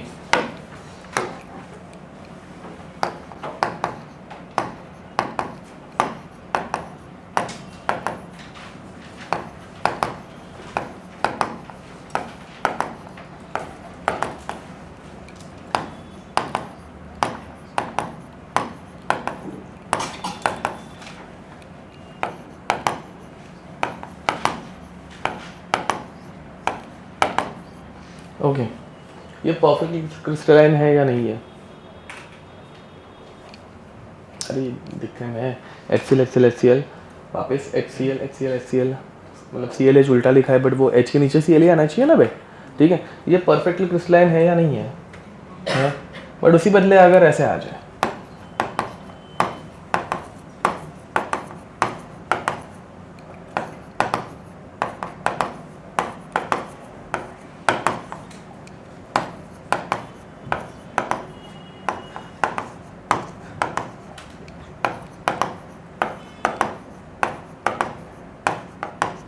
is it perfectly crystalline? देखो एक बार कहाँ पे गड़बड़ है, थर्ड रो में दिख रहा है सबको? अब देखो थर्ड रो में सेकंड कॉलम है, थर्ड रो में ये सेकंड कॉलम, ये वाला सही है क्या? नहीं, ये अलग हो गया। अब इसकी वजह से क्या दिक्कत आ रही है, ध्यान दो। H में मतलब HCl में H का चार्ज क्या रहता है? Cl का बराबर minus plus minus plus minus minus plus. यहाँ पे क्या दिक्कत आ रही है? 0 केल्विन पे सब कुछ रुक जाना चाहिए, बड़े प्लस माइनस थोड़ी ना हटने वाला है। तो अभी ये माइनस क्या करेगा? बाकी 3 माइनस को रिपेल करेगा, ये प्लस बाकी 3 प्लसेस को। अब ये कंटिन्यूअसली 0 केल्विन पे भी रिपेल करेगा, तो रिपेल करेगा तो दूर जाएगा, थोड़ी देर के बाद ज्यादा दूर गया तो वापस थोड़ा नजदीक आएगा, दूर गया नजदीक आया, दूर गया नजदीक आया। समझ में आ रहा है कुछ? तो 0 केल्विन पे भी ये रिपल्शन जाने वाला है क्या? तो अगर ये कंटिन्यूअसली रिपेल करते रहेगा, इसमें डिसऑर्डर है या नहीं है? ये समझ में आ रहा है? तो the remaining entropy of a imperfectly crystalline substance is called as, अरे समझ में आ रहा है क्या कुछ? Residual entropy. 0 केल्विन पे एंट्रोपी क्या होनी चाहिए? 0 होनी चाहिए। बट कभी कभार अगर क्रिस्टल परफेक्टली क्रिस्टलाइन नहीं है तो वो थोड़ा सा बच जाती है, that is called as residual entropy. ठीक है, लिख दो। चलो अब नेक्स्ट देखो, now what is the problem with second law of thermodynamics? चलो भाई उठ जाओ। अब यहां पे what is this problem with second law of thermodynamics? Slot. हाँ, टोटल एंट्रोपी के बारे में बात करता है, एंड अपने को किसके बारे में बात करनी है? सिस्टम। ठीक है, तो वहां से आता है गिब्स फ्री एनर्जी का कंसेप्ट, गिब्स फ्री एनर्जी। ठीक है, now formula for Gibbs free energy is G is equal to H minus T S. ठीक है, वेर गिब्स फ्री एनर्जी को हम लोग बोलते हैं यूजफुल एनर्जी। क्या बोलते हैं? Useful energy. ध्यान दो जरा, अब G को बोला जाता है यूजफुल एनर्जी, H को हम लोगों ने बोला था, याद नहीं होगा इसलिए बता रहा हूं, टोटल एनर्जी। क्या बोला था? टोटल एनर्जी में से क्या सब्ट्रैक्ट होगा तो यूजफुल एनर्जी मिलेगी। नॉन यूजफुल एनर्जी अगर माइनस कर देंगे तो यूजफुल एनर्जी मिलेगी। तो गिब्स फ्री एनर्जी का ये T इंटू एस, ये जो पार्ट है, that gives us non useful energy. ठीक है, याद रखना ये। ओके, अब ध्यान दो, अब गिब्स फ्री एनर्जी के लिए अपने को लगता है H। Can we find H? H नहीं निकाल सकते, H ही नहीं निकाल सकते तो G निकाल पाएंगे क्या? नहीं निकाल। ये समझ में आ रही है? पहले जो पढ़ रहे थे वैसा ही है। अब ये नहीं कर सकते तो हम लोग क्या करेंगे? State 1 and state 2, state 1 and state 2। यहां पे क्या होगा? G1 is equal to H1 minus T S1, and यहां पे क्या होगा? G2 is equal to H2 minus T S2। Why not T1 and T2? ये हम लोग केमिकल रिएक्शन के लिए अभी भी कर रहे हैं। All chemical reaction occurs at constant temperature and pressure. ठीक है, ओके। अब क्या करेंगे? डेल्टा जी निकालना है। डेल्टा जी निकालने के लिए T2 माइनस T1 मतलब सॉरी G2 माइनस G1। ठीक है, तो यहाँ पे इक्वेशन क्या बनेगी? G2 minus G1 which is delta G is equal to H2 minus H1 delta H minus TS2 minus TS1 T delta S, क्योंकि T कॉमन है तो वो निकल जाएगा। कॉमन चीजों को हम लोग डेल्टा के अंदर नहीं लिखते, समझे? तो T डेल्टा S, तो ये हम लोगों का फाइनल फॉर्मूला बनता है delta G is equal to delta H minus T delta S। ठीक है, अब ये आया क्यों वापस? ये क्यों आ रहा है? बिकॉज हम लोग स्लॉट यूज कर पा रहे हैं क्या? नहीं कर पा रहे। ठीक है, अब स्लॉट यूज क्यों नहीं कर पा रहे? था तो अभी ये हो गया इसका फॉर्मूला, ये मैंने फॉर्मूला बताया। अब इसकी डेरिवेशन थोड़ी सी शॉर्ट में। ठीक है, तो हेडिंग लिखो इसकी डेरिवेशन।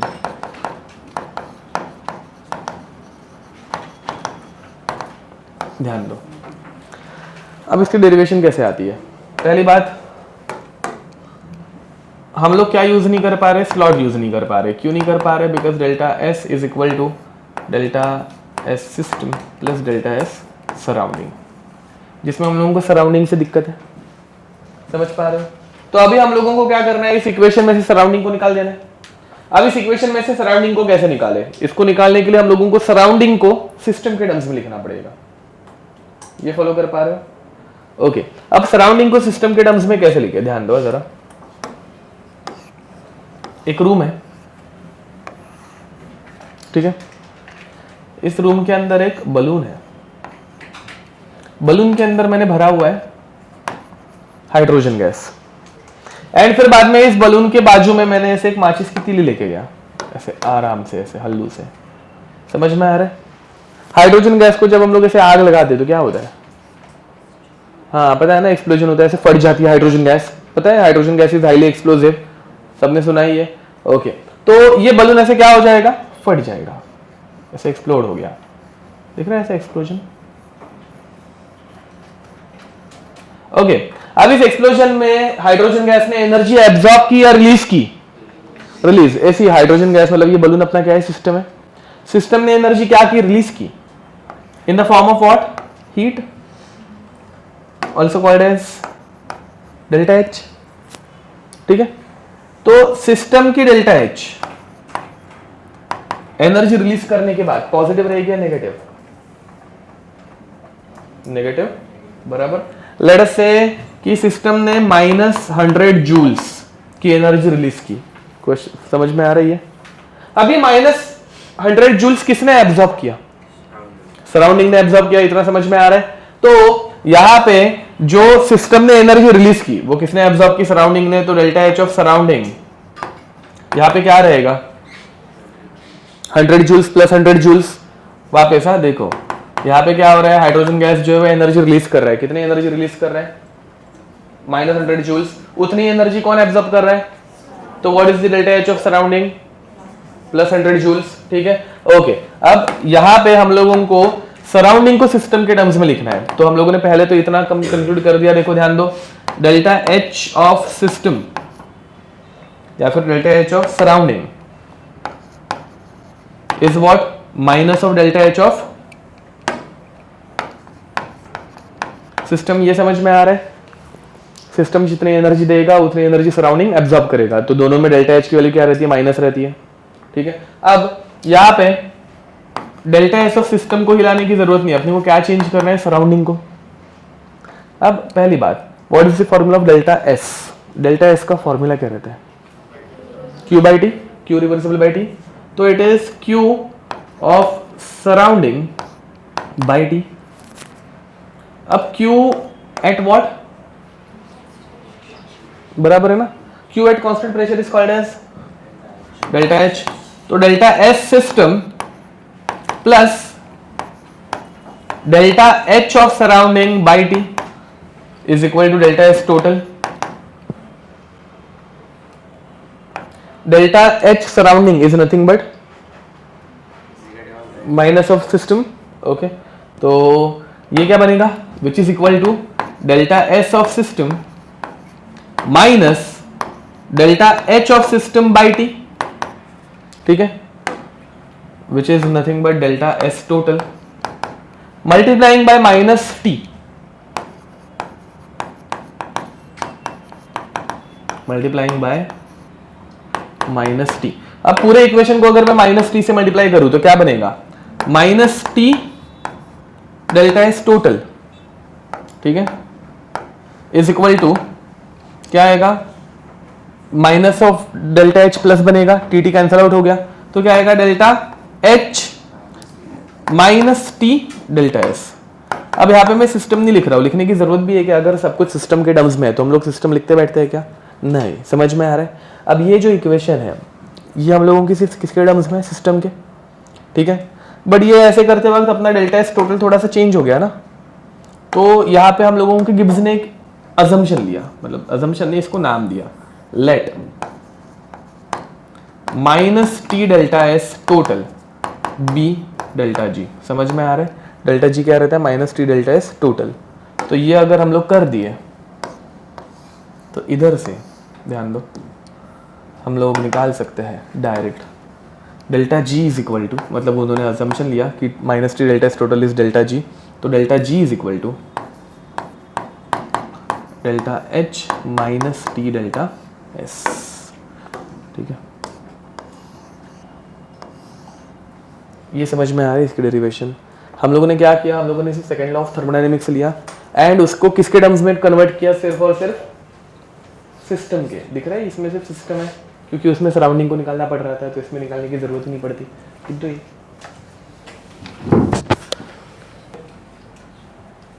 नेक्स्ट, अब देखो now why we are doing this, बताओ ये सब करके क्या मिल रहा है अपने को, हम लोग क्या निकालने की कोशिश कर रहे हैं? क्या क्या, अरे कुछ तो बोलो, कोई तो बोलो यार। सिस्टम के टर्म्स में निकाल लिया, चलो डेल्टा एस टोटल सिस्टम के टर्म्स में निकाल दिया। क्यों निकाल रहे हैं, ऐसे ही मजा आ रहा है क्या? हाँ, स्लॉट क्या, हाँ क्या नहीं हो रहा है, बट मतलब स्लॉट क्या है बताते हैं अपने को? नहीं रेडी हो तुम लोग, हाँ वापस रेडी करो पे स्लॉट, चलो स्लॉट क्या बताते हैं, मेन चीज़ भूल जाते हो तुम लोग। ओके स्लॉट, हाँ स्लॉट टोटल एंट्रोपी चेंज नहीं बताता है भैया, हाँ स्पॉन्टेनियस है कि नहीं वो बताता है। क्या बताता है, समझ में आ रही है हम लोग क्यों कर रहे हैं? To determine spontaneity of the reaction, कि भाई एक रिएक्शन होगी या नहीं होगी। अगेन थर्मोडायनेमिक्स ओवरऑल एक ही चीज बताता है, सबसे इंपॉर्टेंट वाली, कि रिएक्शन होगी कि नहीं होगी। समझ में आ रहा है, स्पॉन्टेनियस है या नहीं है। ठीक है, अब हम लोग फाइनल पार्ट में है थर्मोडायनेमिक्स के। तो अब देखो delta G is what, minus T delta S, and अभी हम लोगों ने थोड़ी देर पहले देखा था if delta S total is positive then reaction is spontaneous or non-spontaneous? Spontaneous, बराबर, then the reaction is spontaneous. If delta S total is positive, reaction is spontaneous. ये अगर पॉजिटिव रहेगा तो डेल्टा G क्या रहेगा? नेगेटिव दिख रहा है ये सबको ना, delta G is minus of delta S total। तो ये अगर पॉजिटिव है तो डेल्टा G क्या रहेगा? नेगेटिव। तो when delta G is negative, reaction is समझ पा रहे हो? अब दूसरा हम लोगों ने क्या लिखा था, if delta S total is negative, reaction is non spontaneous. Okay, अब डेल्टा एस टोटल अगर नेगेटिव रहेगा, रिएक्शन बिकम्स नॉन स्पॉन्टेनियस। ये अगर नेगेटिव रहेगा तो माइनस ऑफ माइनस प्लस बनेगा, तो डेल्टा जी क्या रहता है? पॉजिटिव। तो for a non spontaneous reaction delta G is positive, delta G is positive, and when delta S total is equal to 0, ये 0 रहता है तो क्या होगा? इक्विलिब्रियम। अब डेल्टा S टोटल ही अगर 0 हो गया तो डेल्टा G क्या बनेगा? हाँ, तो डेल्टा S टोटल अगर 0 है तो डेल्टा G बिकम्स 0। ओके, तो डेल्टा G बिकम्स 0, तो at equilibrium delta G becomes 0। याद रखना, for a spontaneous reaction delta S total is positive, but for a spontaneous process delta G is negative. Non spontaneous के लिए delta S total positive, sorry negative, but delta G is positive. ठीक है, ये उल्टा है, ये important है, इसके ऊपर क्वेश्चन आ सकते हैं। ठीक है, ओके, अब एक क्वेश्चन दे रहा हूँ वो सॉल्व करो। Question, for a reaction A giving us B, ठीक है, डेल्टा एच इज माइनस नहीं, हाँ माइनस प्लस, चलो प्लस 200 में हो जाने आएगा 20 kilo joule per mole, and delta S is plus 300 kilo joule per mole. ठीक है, नहीं 200 ही ले लो, and temperature of this reaction is 27 degree Celsius. Question समझ में आ रहा है? ठीक है। Find if this reaction is spontaneous और नॉट, करो। Find this reaction is spontaneous और नॉट। पहली बात जो तुम लोग हर टाइम मिस्टेक करते हो, मैं बता ही देता हूँ, डिग्री सेल्सियस को किस में कन्वर्ट करने का, वो कर लेना, ठीक। एंड बताओ स्पॉन्टेनियस है क्या नहीं। ये कैसे निकालेंगे, by using delta G. Delta G अगर नेगेटिव आया स्पॉन्टेनियस, पॉजिटिव आया तो नॉन स्पॉन्टेनियस। समझ में आ रहा है, ठीक है। क्वेश्चन पूरा करना, find if this reaction is spontaneous और नॉट, ठीक है।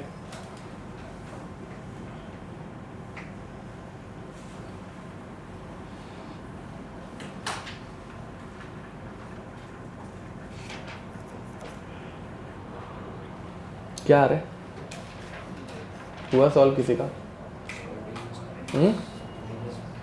क्या आ रहा है, स्पॉन्टेनियस आ रहा है, ओके।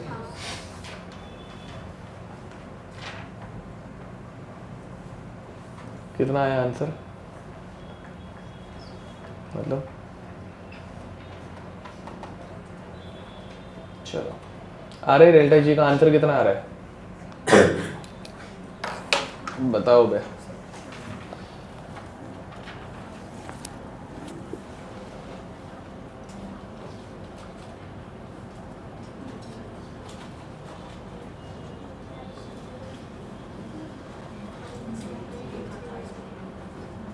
क्या है, माइनस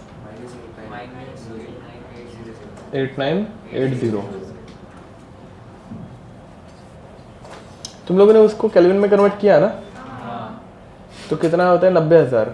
90,089, हाँ बराबर है, हाँ 89800 आना चाहिए ना बे, हाँ 00, ओके, हाँ ठीक है, ओके। चलो मैं बताऊँ अभी, तो आंसर गलत है, तुम लोग कभी नहीं सुधरोगे। देखो तो delta G is equal to delta H minus T delta S. Delta H is 2 lakhs minus 300 into 300। ए गधो,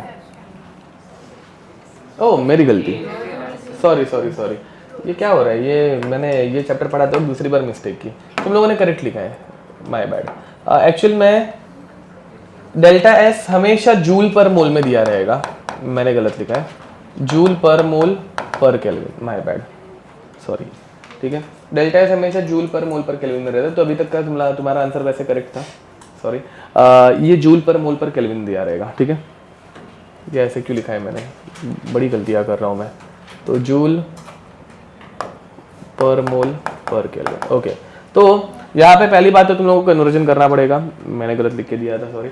अब तो ये हो जाएगा 2 लाख माइनस 90,000, जो कि आएगा माइनस 1,10,000, सॉरी प्लस 1,10,000, ठीक है, समझ में आ रहा है। Which is how many kilo joules, 110 kilo joule per mole, ठीक है। This is the value of delta G. ये प्लस आ रहा है कि माइनस आ रहा है, माइनस, प्लस आ रहा है, प्लस मतलब स्पॉन्टेनियस है नॉन स्पॉन्टेनियस, नॉन स्पॉन्टेनियस, ठीक है, लिख दो। अब नेक्स्ट कंसेप्ट, ये तुम लोग खुद से करना, इक्विलिब्रियम टेम्परेचर, हेडिंग लिखो, इक्विलिब्रियम टेम्परेचर, जिसे हम लोग लिखते हैं TEQ, ठीक है, okay. At equilibrium value of delta ji becomes, at equilibrium value of delta ji becomes 0, समझ में आ रहा है, ओके। तो डेल्टा जी का फॉर्मूला क्या रहता है, delta G is equal to minus T delta H minus T delta S. इसमें डेल्टा जी 0 पुट करो, एंड उस 0 मतलब at equilibrium temperature becomes T equilibrium, तो टी इक्विलिब्रियम का फॉर्मूला निकालो, चलो।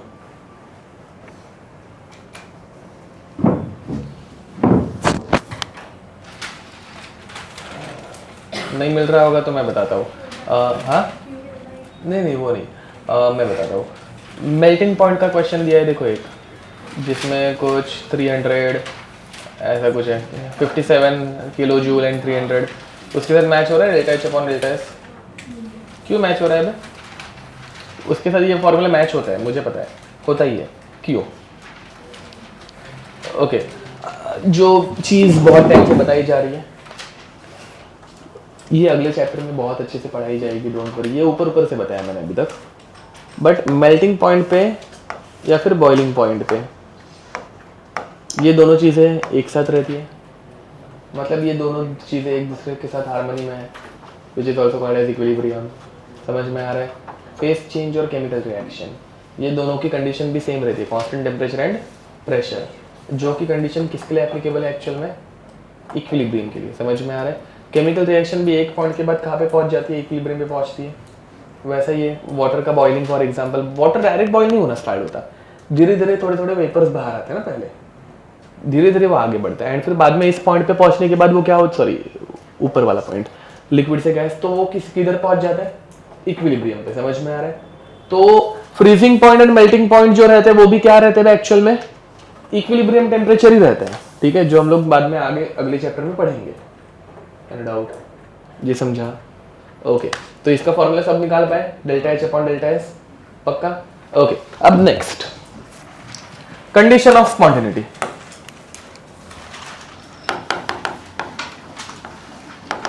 कंडीशन ऑफ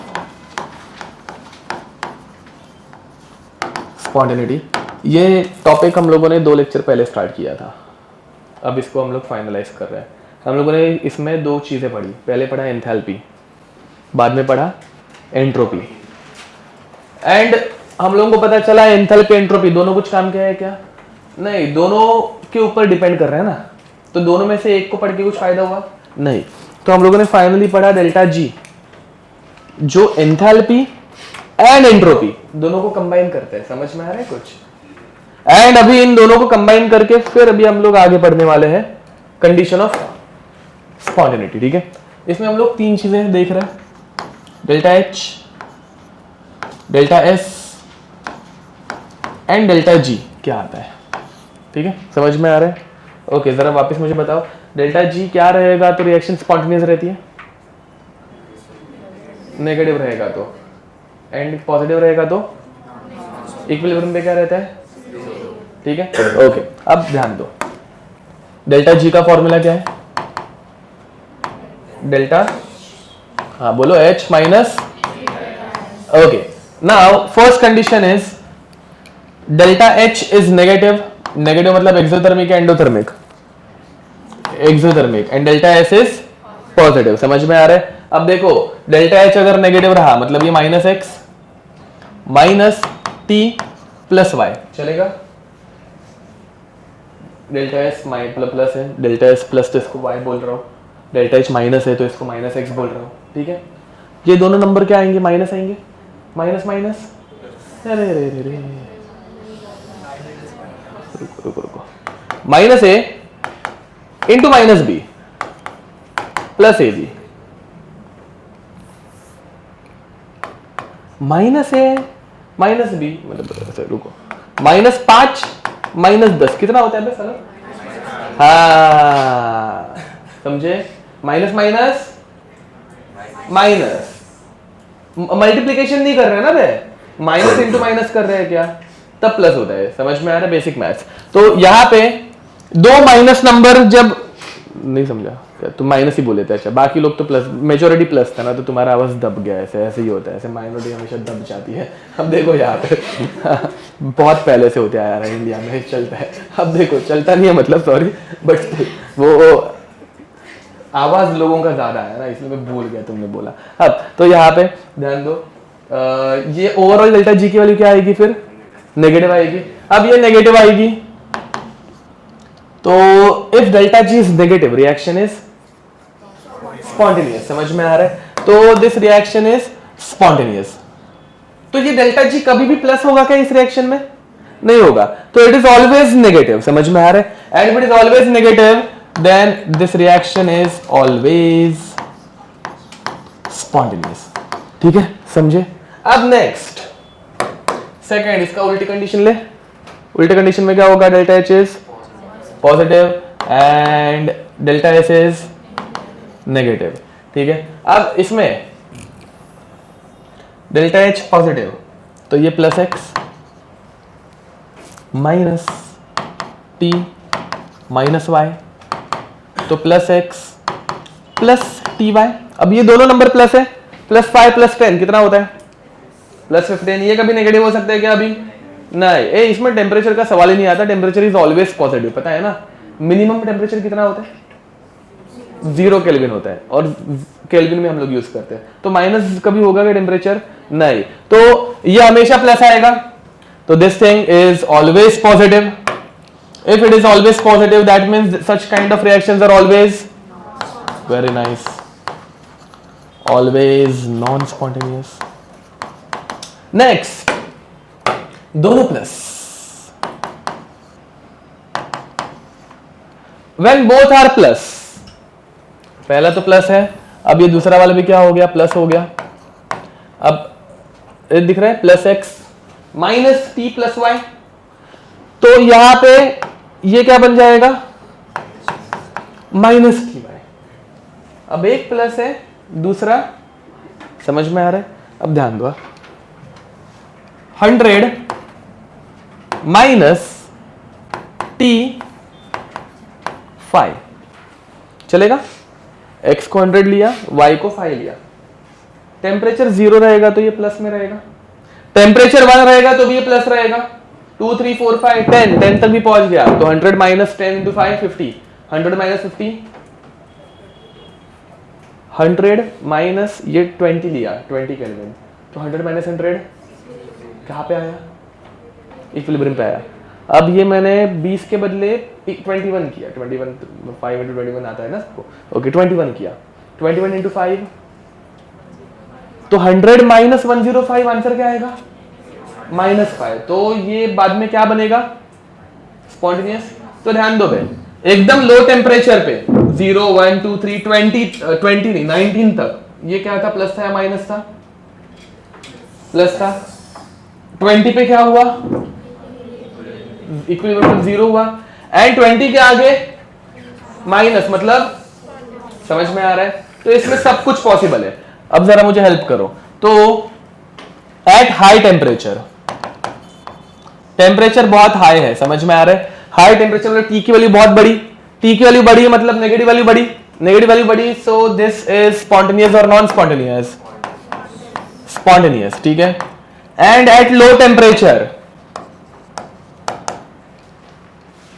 ये टी की वैल्यू छोटी, लेट अस से 1 केल्विन है, तो 100 minus 1 into 5 100 minus 5 95 plus 95 minus 95 plus 95, तो ये क्या बन जाएगा? स्पॉन्टेनियस या नॉन स्पॉन्टेनियस? अरे कुछ समझ में आ रहा है? अब ये high temperature and low temperature with respect to what?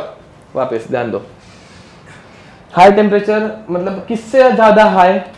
तो यहाँ पे ये टेम्परेचर 20 रहेगा, तो 100 माइनस 100 कितना होता है? 0। ये 20 मतलब क्या बन गया? इक्विलिब्रियम टेम्परेचर बन गया, समझ में आ रहा है?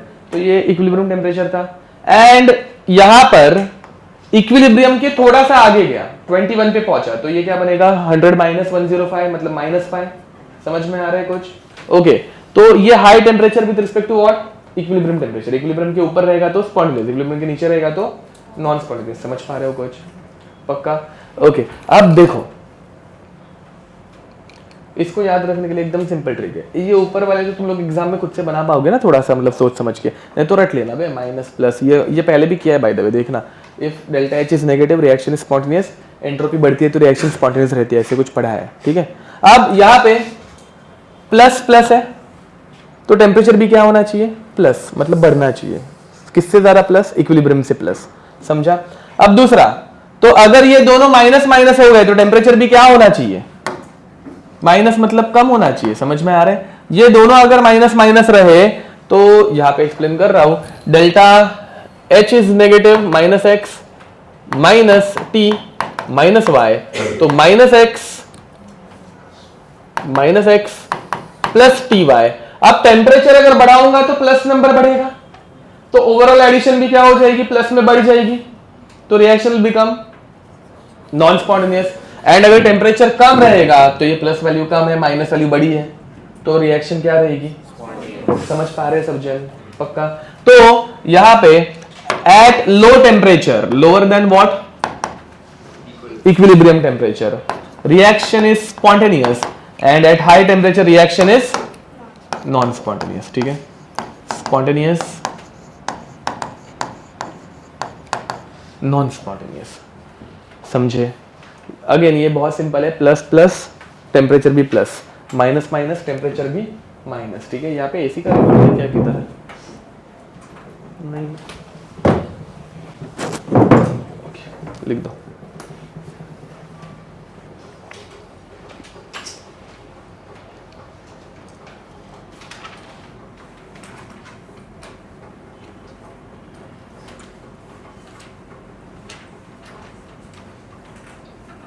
बोलो बोलो, तो बोलो, शर्मा मत क्या। अबे बोलो, नहीं तो अभी जाके आके से चमाड़ दूंगा ना क्या। अरे उसको क्या बोलने बोल रही थी तू, बता मेरे को अभी, खुद बताने का बोल। 15 मिनट अभी भी छोड़ने के लिए बोल रही थी क्या? हाँ क्या ब्रेक दिया ना 5 मिनट का, बस उतना ही। रुको थोड़ा सा ही बाकी है, चैप्टर खत्म करना है आज। एक्चुअली इसके बाद वाला जो पार्ट है ना, वो मैं इक्विलिब्रियम में भी ले सकता हूँ, तो एक क्वेश्चन कर छोड़ देता हूँ। इक्विलिब्रियम मतलब इक्विलिब्रियम का पार्ट है वो, तो इक्विलिब्रियम में ही पढ़ा दूंगा, ठीक है ऐसा। बट फिर उसके क्वेश्चन थर्मोडायनेमिक्स के अभी पीवाईक्यूज करोगे तो दिखेंगे, स्किप मारना। एक लास्ट वाला पार्ट मैं फॉर्मूला बता के रखता हूँ, सोल्यूशन देखने का, सोल्यूशन में ये फॉर्मूला दिखा, स्किप मारने का। Delta G is equal to delta G not plus R T L N Q, ऐसा कुछ फॉर्मूला, ठीक है। या फिर delta G not is equal to minus R T L N K. ये दो फॉर्मूलाज जो है वो मैं नहीं पढ़ा रहा हूँ, ये थर्मोडायनेमिक्स में पढ़ाते हैं, बट ये इक्विलिब्रियम में भी आते हैं। वो के और क्यू जो है वो इक्विलिब्रियम में पढ़ेंगे हम लोग, तो वो वहाँ पे ही पढ़ा दूंगा, ठीक है। इसका एक क्वेश्चन लेते हैं और फिर आगे बढ़ते हैं, मतलब खत्म करते हैं। चलो, question is find the condition under which reaction becomes spontaneous, ठीक है। given that A giving us B, delta H for this reaction is 30 kilojoule per mole and delta S is 100 joule per mole per Kelvin, ठीक है। अब यहाँ पे तुम लोगों को क्या कंडीशन ढूंढनी है, तो यहाँ पे तुम लोगों को इधर, यहाँ पे तुम लोगों को कंडीशन ढूंढनी है कि कौन से टेम्परेचर के ऊपर या नीचे ये रिएक्शन स्पॉन्टेनियस रहेगी। इधर ऑप्शन रहेंगे कि this reaction spontaneous above 100 degree Celsius, या फिर 100 केल्विन, बिलो 100 केल्विन, अबव 100 मतलब 1000 केल्विन, बिलो 1000 केल्विन। समझ में ऑप्शन कैसे आएंगे? तो यहाँ पे क्या ढूंढेंगे पहले, देखो ये पहली बात तो हाँ, डेल्टा जी जीरो, मतलब रुको देखो, डेल्टा एच जीरो बोल रहे हो कि डेल्टा जी ना, हाँ ओके। यहाँ पे अपने को सिर्फ ढूंढना रहता है इक्विलिब्रियम टेम्परेचर, क्या ढूंढने का, जिसका फॉर्मूला हम लोगों ने निकाला delta H upon delta S. And फिर बाद में सिर्फ अबव रहेगा या बिलो रहेगा वो सोचने का। अबव बिलो के लिए क्या ट्रिक बताइए, ये दोनों प्लस है कि माइनस है? दोनों प्लस है, तो टेम्परेचर भी क्या होना चाहिए, टी इक्विलिब्रियम के प्लस में होना चाहिए। समझ में आ रहा है, मतलब ऊपर रहना चाहिए। चलो इसका टी इक्विलिब्रियम निकालो जल्दी, कितना आ रहा है?